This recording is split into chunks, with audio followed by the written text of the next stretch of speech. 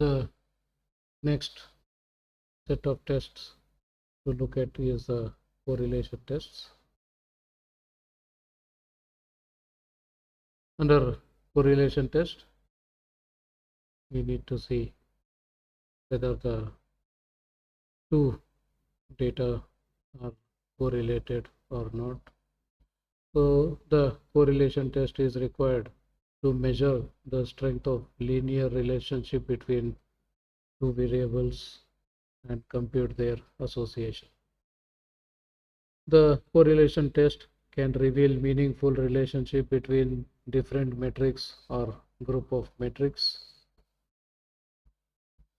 So correlation test, why do we require? So there may be possible, it is possible that the independent variables are correlated. If independent variables are correlated, which means that all the independent variables are trying to convey the similar information, which means we do have redundancy. So we can remove all the variables except one, and hence we can reduce the complexity. On the other side, we can check the correlation between dependent and independent variables, and if the dependent variable is correlated with independent variable, then yes, we can assume or we infer that the independent variable has something to do with the dependent variable. But if the two are not correlated, then it's just a waste of time processing it, waste of space storing it. Therefore, the uncorrelated independent variables may be removed from the analysis. So again, that also reduces the complexity. So here we have four tests which are very much useful in machine learning problems. So Pearson's correlation coefficient, Spearman's rank correlation, Kendall's rank correlation, and chi-square test. So looking at a Pearson correlation coefficient, so it tests whether two samples have a relation which is linear or not. So here assumption, yes, of course, we do require each sample should be independent and identically distributed, and each sample is normally distributed and assumed that each sample have same variance. Yes, that's the important thing, that variance also are assumed to be same. And the interpretation, the null hypothesis is two samples are independent, and alternative hypothesis says that there is a dependency between the samples.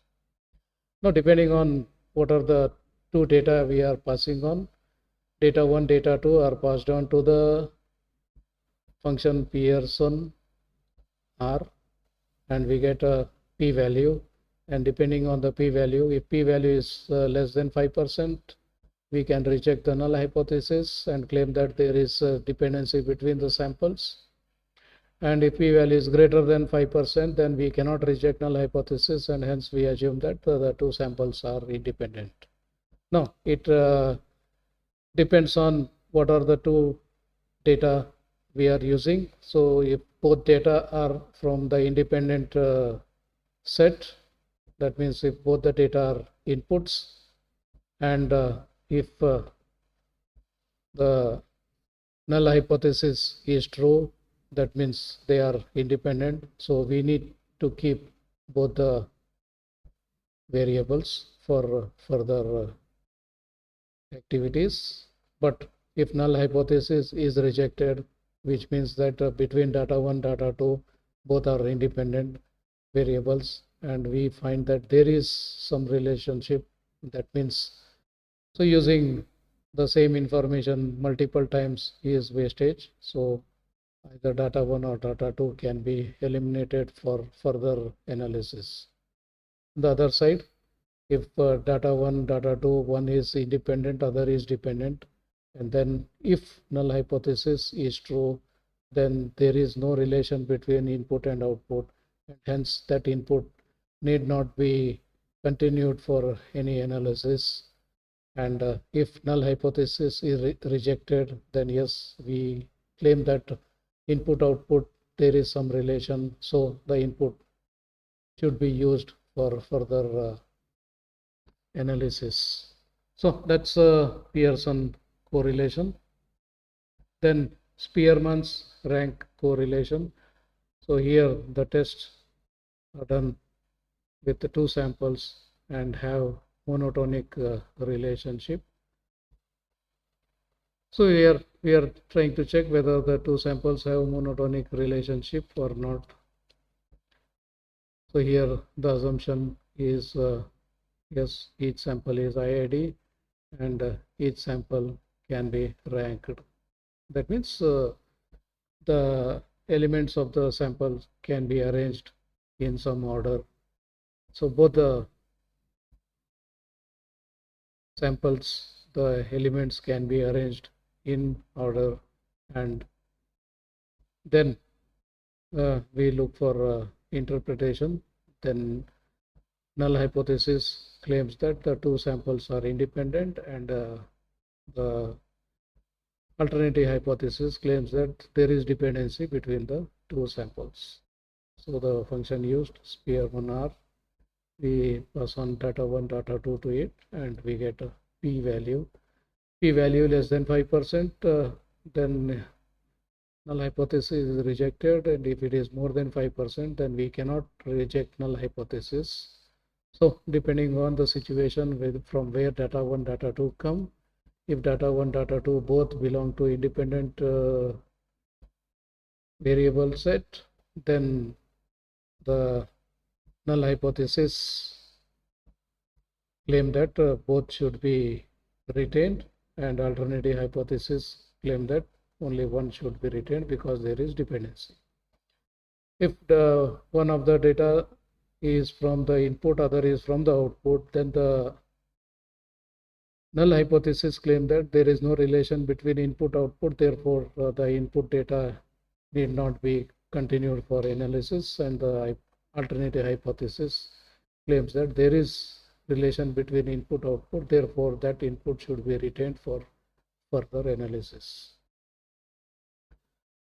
Same thing with the Kendall's rank correlation. So again we work whether the two samples have monotonic relation or not. So assumptions IID and each sample should be ranked. And the same interpretation, the null hypothesis, two samples are independent, and alternative, there is dependency between the samples. And Kendall tau is the function defined in Python. So we pass on data 1, data 2 along with the other statistical details. We do get a p-value. P-value less than 5%, reject null hypothesis, more than 5%, accept the null hypothesis, again depending on from where data 1, data 2 are coming, either independent variable or dependent variable, depending on that. So the variable to be used or to be not to be used for further analysis can be inferred depending on what data 1 is, what data 2 is, whether it is independent variable or dependent variable. So sometime H1 will retain the data, sometime H0 will retain data, as we discussed earlier. Same thing continues.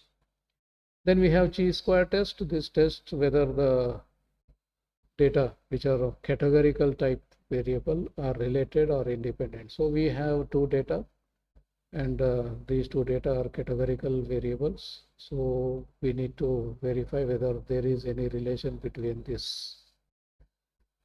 Assumption is that observations are used in calculation of contingency table are independent. 25 or more examples in each cell of contingency table. So minimum 25 examples are required for that.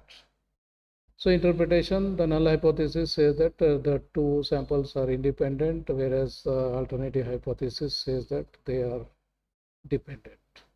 So the function defined in Python is G2 underscore contingency. You supply the table, then we get statistical details, P, DOF, and expected values. So here from P, we again continue our hypothesis